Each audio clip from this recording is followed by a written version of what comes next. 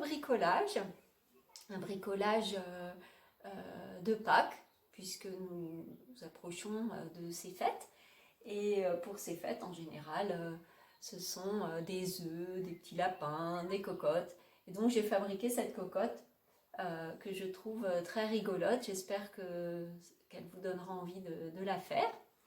Voilà, donc comme vous pouvez voir, ce qui est rigolo chez cette cocotte, c'est d'abord cette espèce de plumeau qu'elle a sur la tête, hein, et puis ces petites pattes qui pendent, car cette cocotte est rigolote parce qu'elle peut s'asseoir. Donc elle s'assoit sur un bord d'étagère, sur un bord de commode, sur un bord de table. Voilà, donc elle est assez originale. Elle fera très jolie dans vos chambres également.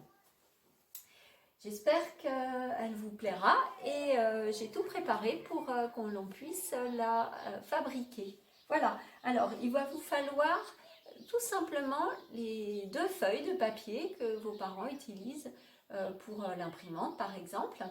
Je suis partie du principe que vous n'avez pas trop de matériel, que vous n'avez pas de carton ou de papier coloré. Donc vous voyez que cette cocotte est très très colorée. Donc je vous invite à préparer votre papier au départ pour la rendre jolie. Donc moi je suis partie sur un graphisme un petit peu de Pâques avec tout un tas de formes, un petit peu comme Elmer, vous savez l'éléphant Elmer qui est multicolore. Je suis partie là-dessus. Après, libre à vous bien sûr de faire tout ce qui vous passe par la tête. Donc au départ, je suis partie d'une feuille blanche. Hein, et cette feuille blanche, je l'ai bariolée. Alors vous voyez qu'au départ, j'ai tracé dans le sens, je la prends dans le sens horizontal, et j'ai tracé une espèce de grand arc de cercle d'un côté jusqu'à l'autre côté. D'accord? Et ensuite, je l'ai découpé. Donc, hop, je le fais devant vous. Je découpe l'arc du cercle.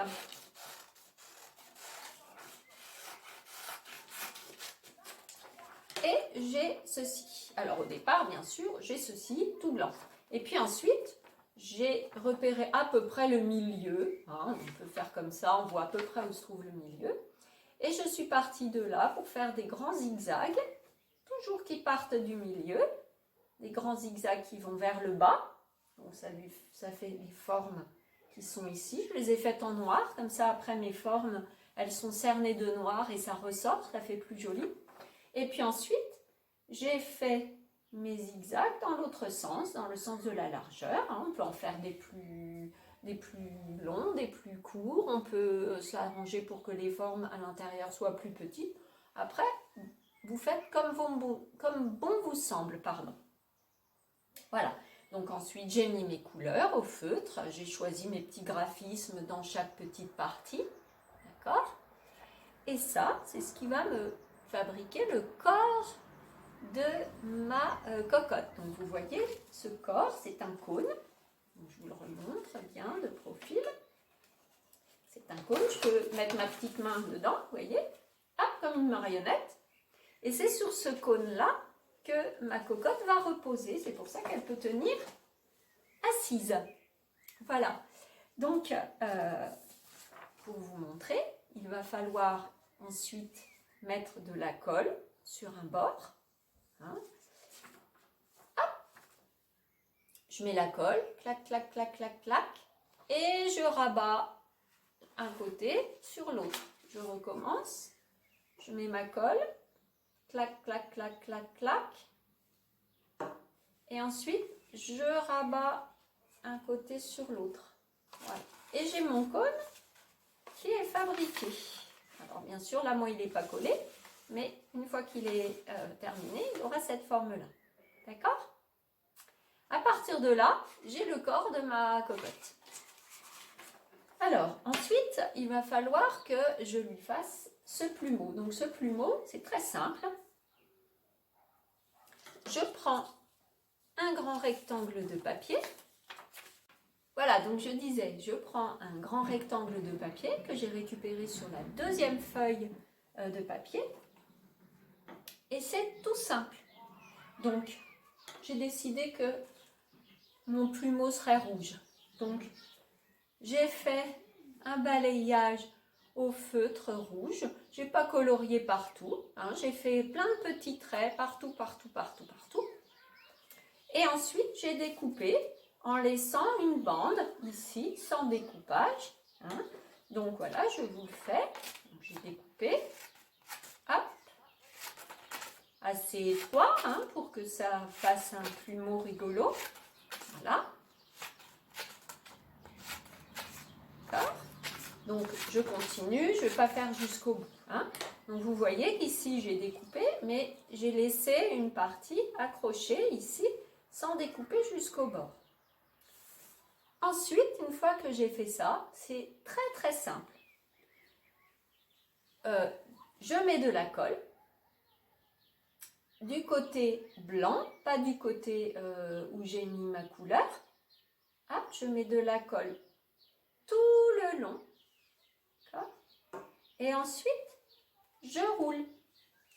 Je l'enroule en laissant une partie pour que mon doigt puisse se glisser dedans. J'enroule. Voilà. Et je vais avoir une sorte de tube. Comme ça. Évidemment, tout découpé partout. Et ce tube va aller se mettre sur le sommet de mon cône. Hein? Donc, je remonte, j'ai mon cône fermé. Et ce tube va venir se coller ici. D'accord? Avec, évidemment, tous les plumeaux bien faits sur le dessus. Ensuite, bien, il va falloir que je lui colle ses yeux, son petit bec. Vous voyez, j'ai un bec double. Hein, il peut ouvrir sa petite bouche là, clac, clac, clac. Donc, pour cela, j'ai décidé de dessiner comme des espèces de grosses lunettes. Et j'ai mis directement le bec contre ces lunettes. Donc, on découpe ensuite le tout. Moi, j'ai colorié le bec en rouge au-dessus et j'ai colorié aussi derrière, une fois que je l'ai découpé. Une fois que vous l'avez découpé, ce bec, donc, hop, je découpe mes yeux avec mon bec. Donc j'ai ça. Une fois que vous l'avez découpé, ce bec, vous le posez sur un papier blanc. Clac. Et vous faites le tour ici avec un petit crayon de papier. Vous faites le tour juste de cette partie-là du bec. Hop, vous enlevez vos yeux et votre bec. Et du coup là, vous pourrez découper exactement la même taille du bec qui sera en dessous. Vous voyez ici, j'ai le bec collé en dessous. Et là, ça c'est un seul morceau avec mon bec du dessus. D'accord? Donc en fait, ça va faire ça. Hop.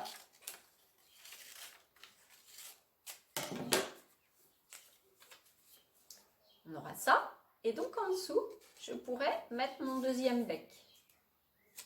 D'accord? Donc je vais coller celui-ci en premier et celui-ci juste en dessous, sur ma tête de cocotte. D'accord?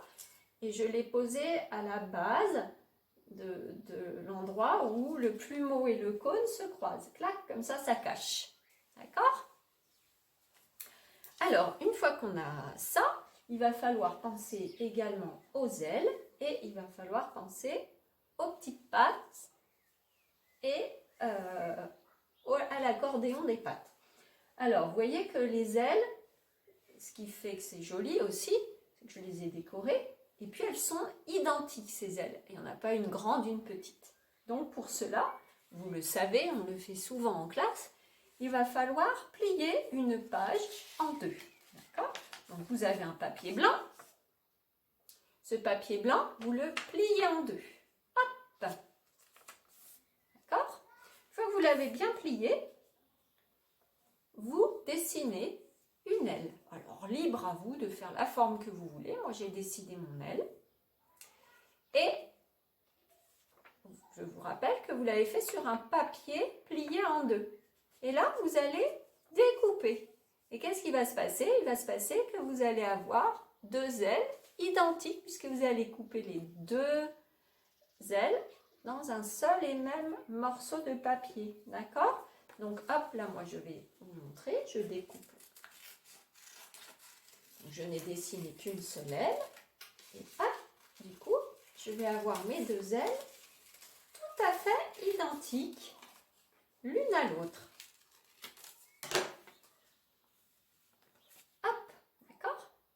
Et donc, bien sûr, après, je vais en mettre une dans un sens et une dans l'autre. Et comme ça, j'ai mes ailes bien symétriques des deux côtés de la petite poule.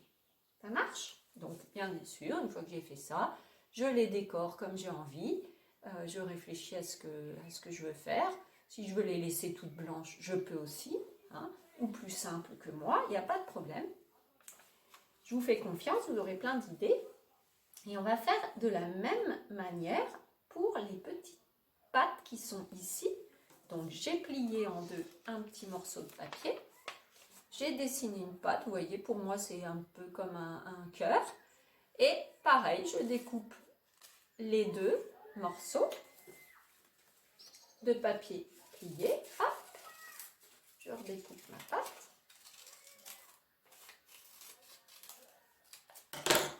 Et j'ai mes deux pattes identiques.